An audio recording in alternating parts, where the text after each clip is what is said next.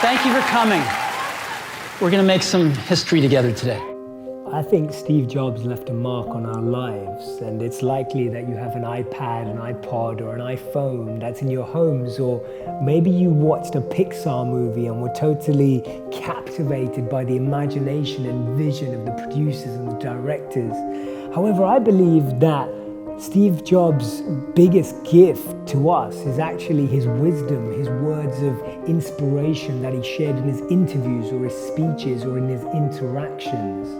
Steve Jobs said that you should never start a company with the goal of getting rich. It should be about starting a company to make something you believe in. We should dream to make a difference, break down boundaries, build beyond borders, and ignite ideas to innovate incessantly and create for people what they can never conjure up themselves.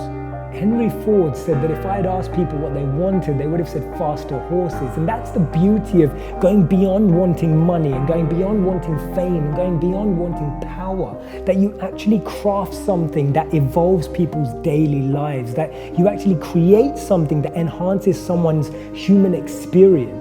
People respond to people who want to do more than just gain for themselves. We're attracted by selflessness. We're attracted by renunciation. We're attracted by the quality of when people want to give rather than take, when they want to share rather than keep, and when they want to do and serve rather than just hold. Steve Jobs said, being the richest man in the cemetery doesn't matter to me. What matters to me is going to sleep feeling like we've done something wonderful. When I was 17, I read a quote that went something like, "If you live each day as if it was your last, someday you'll most certainly be right." It made an impression on me, and since then, for the past 33 years, I've looked in the mirror every morning and asked myself, if today were the last day of my life, would I want to do what I am about to do today? And whenever the answer has been no for too many days in a row, I know I need to change something. Don't be trapped by dogma, which is living with the results of other people's thinking. Don't let the noise of others' opinions drown out your own inner voice.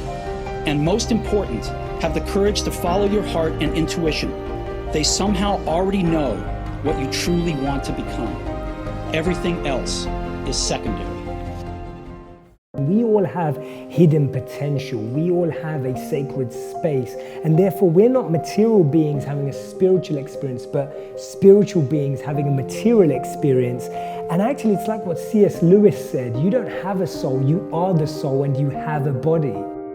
He believed that our intuition was far more powerful than our intellect. When we actually become silent and calm within, we're actually able to hear clearly.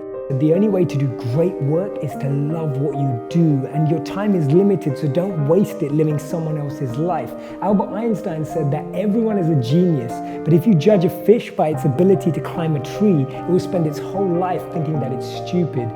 Rather than imitate and emulate, we can actually create our unique occupation, our unique service to the world, our unique offering that can actually drive a difference in other people's lives. And that's why he said that the ones who are crazy enough to believe that they can change the world are the ones who do.